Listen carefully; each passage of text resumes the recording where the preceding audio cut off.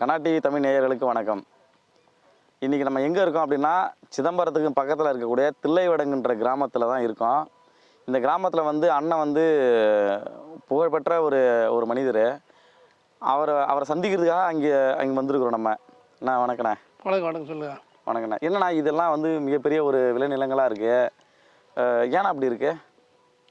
விளைநிலங்கள் தான் எல்லாம் வந்து மிகப்பெரிய விளைச்சல் விளைஞ்சது, மகசூல் கொடுத்தது, மக்கள் வாழ்வாதாரத்துக்கு மிகப்பெரிய வாய்ப்பு இதுதான். இந்த பகுதியில் விவசாயத்தை விட்டால் வேறு எதுவும் கிடையாது. ஒரே போகம்தான், இதே ஒரே மகசூல் வந்து விவசாயம்தான். எனக்கு தெரிஞ்ச வரைக்கும் ஒரு 30 வருஷத்துக்கு முன்னாடி முப்போகம் பயிர் பண்ண இடையலாம், முப்போகம் பயிர் பண்ண இடம் 2 போகம் நெல் அறுவடை செய்வாங்க, 3ஆவது போகம் உளுந்து பயிர் போடுவாங்க. இதனால் மக்களுக்கு வேறு வாய்ப்பும் கிடச்சிது, மக்களுக்கு வருமானம் கிடச்சிது, மக்கள் வாழ்வு தரமும் இருந்தது. ஆனால் இன்றைக்கி 3 போகம் 2 போகமாச்சு, 2 போகம் 1 போகமாச்சு. 1 போகமாக இன்றைக்கி கொஞ்சம் கேள்விக்குறியால் தான். மேட்டூர் எப்போ தண்ணி வந்து அப்போ இருக்க மாதிரி இருக்குது. மேட்டூர் தண்ணி, அந்த காவிரி தண்ணி கிடைக்காதால அவ்வளோ பாதிப்பாயிடுச்சு. இதனால் இங்குள்ள மக்கள் இளைஞர்கள்லாம் வேலை இல்லாமல் தவிச்சிட்டு, அந்த விவசாயம் நடக்கிற பற்றி பார்த்தினாக்க 10 நாள் நடுவு, அந்த நடுவு அப்போ ஜனங்களுக்கு வேலை கிடைக்கும், 10 நாள் அறுவடை.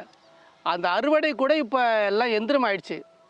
பெரும்பான்மையான மக்கள் வந்துலாம் அங்கே லேண்ட்லெஸ் தான், யாருக்குமே நிலம் உள்ள மக்கள் குறைவுதான், எல்லாம் இந்த தினக்கூலி தான். இந்த தினக்கூலி இல்லாத மக்கள் வச்சுனாக்கா வேலையில்லா காரணத்தால் அப்படியே இந்த வேலையை விட்டுட்டு வெளி மாநிலங்களுக்கு வெளி இடத்த வேலை தேடி போடுற அளவுக்கு. இதுக்கு என்ன தீர்வுனாக்கா, காவிரியிலேருந்து அந்த டிபுன்னு போட்ட மாதிரி தண்ணி முப்போகம் வரவழைச்சி இதை வந்து செஞ்சால் தான் இந்த விவசாயம் பயன்படும், மக்கள் வாழ்வாதாரம் முன்னேறும். சரிண்ணா, இப்போ விவசாயம் வந்து எத்தனை வருஷத்துக்கு ஒரு முறை, இது எத்தனை மாதத்துக்கு ஒரு முறை? ஒரே போகம் தான். எத்தனை மாதம்னாக்கா இப்போ செப்டம்பர் தண்ணி வரும், அதுக்கு முன்னாடி 2 போகம் நடந்தால் ஆடி மாதம் தண்ணி, ஆடி மாதமே விதை விட்டுட்டு அப்புறம் அறுவடை எடுத்துவாங்க. சம்பா குருவை சம்பா 2 வரைக்கும் முடித்த பிறகு உளுந்து பயிர் போடும். இப்போ மேற்குலாம் பார்த்தோன்னா இப்போட உளுந்து பயிர் போட்டிருக்காங்க. இந்த உளுந்து பயிருங்கிறது கண்ணு கிடைக்காது. இந்த உளுந்து பயிர் இல்லாதால உளுந்து பயிர் போட்டோன்னு வச்சுக்க, இதெல்லாம் மக்களுக்கு ஜனங்களுக்கு தினசரி வேலை கிடைக்கும், அது இளைஞர்களுக்கு வேலை கிடைக்கும், அது கையில் பொருளாதாரம் வளரும், அரசுக்கு பொருளாதாரம் போவோம், பொருளாதாரம் வளரும்.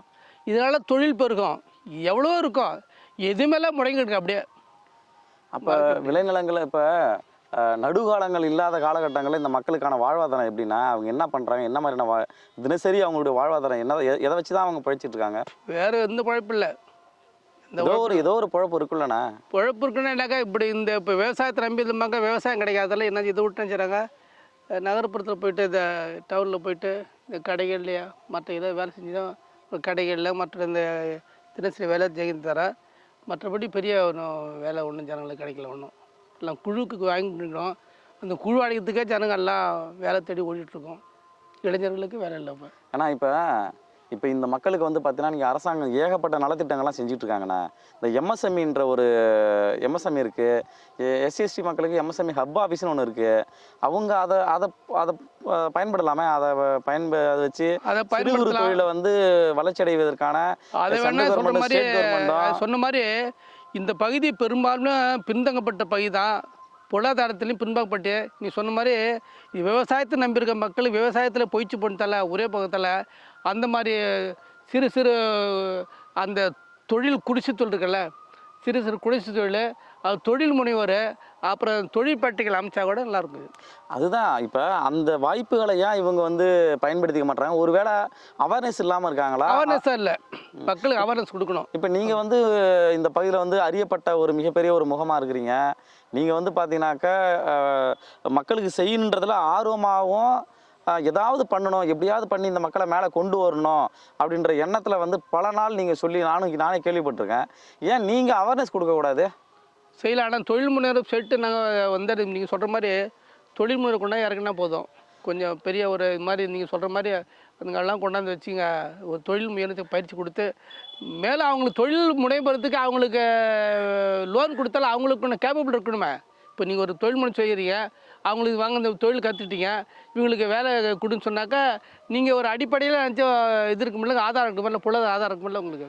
இது மாதிரிலாம் இருக்கும் லேண்ட்லெஸ் பீப்புளுக்கு நினச்சிமா, அது நீங்கள் தான் கவர்மெண்ட் தான் பார்த்து செஞ்சு இவங்களுக்குள்ள இப்போ ஒரு தொழில் முனைகிறதுக்கு நிறையா இது இருக்குங்க. குடிசை தொழில் நான் சொல்லிருக்கு இல்லைங்க, அப்படி செய்யலாம். இப்போ கவர்மெண்ட் வந்து ஒவ்வொருத்தங்களையும் பார்த்து இந்தாப்பா இது இருக்குது நீ எடுத்துக்க நான் சொல்லணும்.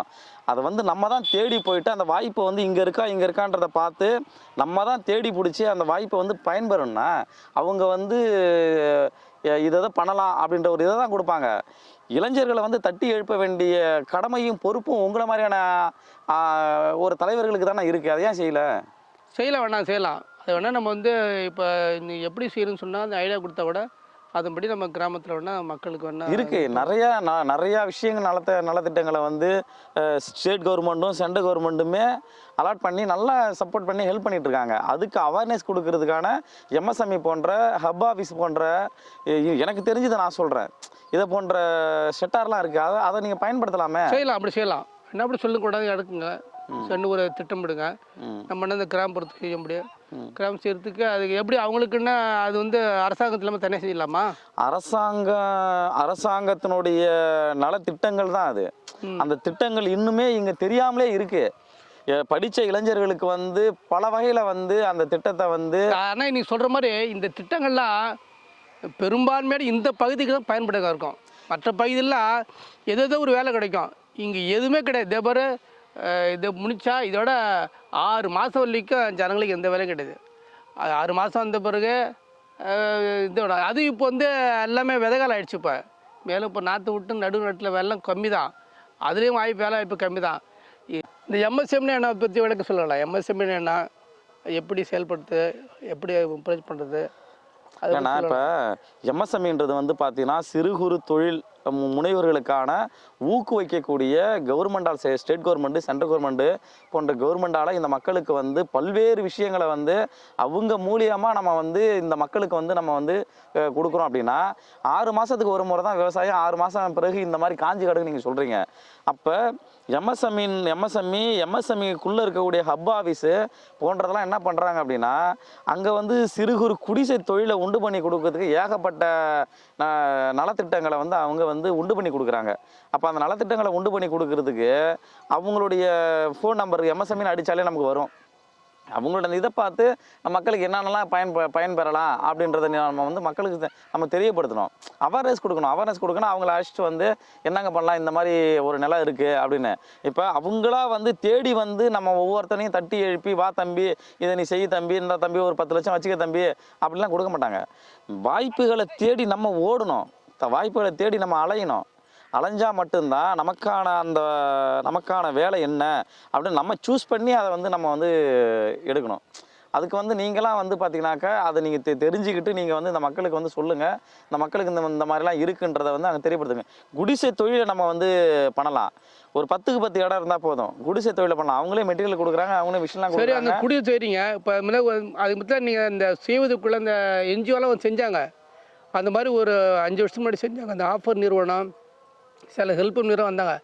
அந்த தொழில் உற்பத்தி பண்ண பிறகு அந்த பொருளை கொண்டு போய் மார்க்கெட்டிங் பண்ணுறதுக்கு வழி வேணுமில்ல, அது வேணுமில்ல. அப்போ யார் கொண்டு வராங்களோ அவங்கக்கிட்ட தான் நம்ம வந்து அதுக்கான வழிவகையும் அவங்களுக்கு தெரிஞ்சிருக்கும். கொண்டு வராங்க அப்படின்னாக்கா இங்கே நிறைய செய்யும்போது அந்த செஞ்சிட்ட பொருளை கொண்டு மார்க்கெட்டிங் பண்ணுறதுக்கு முடியலன்னு சொல்லிட்டுருந்தாங்க. மார்க்கெட்டிங் மிக முக்கியமானது. அது வந்து அவங்களே அதுக்கான ட்ரைனிங் கொடுக்குறாங்க.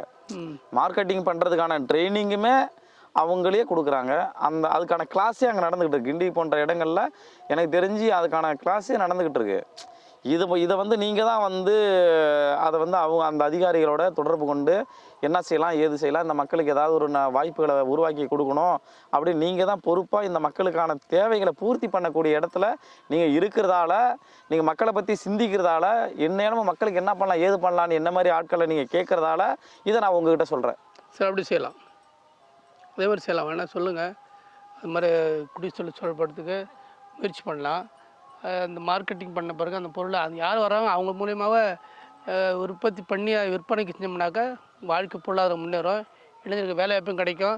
இதனால் வேலை வாய்ப்பு கிடைச்சா அவன் சமூகத்தில் மாற்றம் ஏற்படும்னாக்கா இப்போ எல்லோரும் வேலையில்லா காரணத்தால் தான் அவன் இந்த சும்மா இருக்கிறதுல தவறான சமூக உறப்பையில் செயல்படுறான்.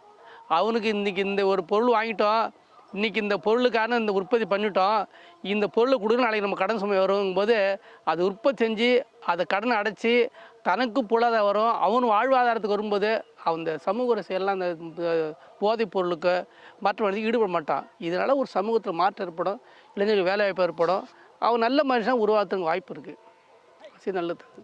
அப்துல் கலாமுடைய கனவு நிறைவேறணும் அப்படின்னா தனி மனிதனுடைய வளர்ச்சி இங்கே வந்து தனி மனிதனுடைய வளர்ச்சி அடைஞ்சிருக்கணும். அப்போ தனி மனிதனுடைய வளர்ச்சி அடைஞ்சால் மட்டுமே இந்திய தேசத்தினுடைய வளர்ச்சி மிகப்பெரிய வளர்ச்சியாக மாறும் அப்படின்றதுல உங்களுடைய பார்வை என்ன, உங்களுடைய கருத்து என்ன? ஒரு நல்ல கருத்து அது. பார்ப்பன் உண்மைதான். தனி மனிதன் வளர்ச்சி தான் அவனுக்கு தன்னுடைய பொருளாதாரத்தை தனக்கு தேவையான பொருளாதாரத்தை நிவர்த்தி பண்ணிட்டனால அதுவே அவனுடைய வாழ்க்கையும் நாட்டுக்கு வருமானம் பெருகும், அவனுடைய வாழ்க்கை தரம் உயரும். அதை பார்த்து எல்லா இளைஞர்களும் முன்னேற வாய்ப்படல. அது நல்லதானது. தனி மனிதனுடைய வளர்ச்சி தான் இந்திய தேசனுடைய வளர்ச்சியாக நான் இந்த நேரத்தில் உங்களோடையும் இதை பார்த்து கொண்டிருக்க கனா டிவி தமிழ் நேயர்களுக்கும் எடுத்து சொல்லி, அண்ணா நீங்கள் எங்களோட பகிர்ந்துக்கிட்டதுக்கு, உங்களுடைய கருத்துக்களை பகிர்ந்துக்கிட்டதுக்கு கனா டிவி நேயர்கள் சார்பாகவும் எங்களுடைய கேமராமேன் சார்பாகவும் உங்களுக்கு நன்றியை தெரிவிச்சுக்கிறேண்ணா. நன்றி. எனக்கு கனா டிவிக்கு கேமராமேன் நன்றி. எங்களுக்கு நல்ல வாய்ப்பு. கனா டிவி தமிழ் சேனலுக்கு வணக்கம். இது உங்களுக்கு பிடிச்சிருந்தா சப்ஸ்கிரைப் பண்ணுங்கள், இது மற்றவங்களுக்கும் ஷேர் பண்ணுங்கள். இது பயனுள்ள விஷயமா இருக்குது. எல்லா வேலை வாய்ப்பையும் வாழ்க்கை தரத்தை முன்னேற்றுவதற்கான வழிவகையும் இந்த கனா டிவி காட்டுது. அரசியல், பொருளாதாரம் மற்றும் அனைத்து நிகழ்வுகளும் இதில் பகிர்ந்து கொள்ளப்படுகிறது. இது அனைவரும் பகிருமாறு கேட்டுக்கொள்கிறேன்.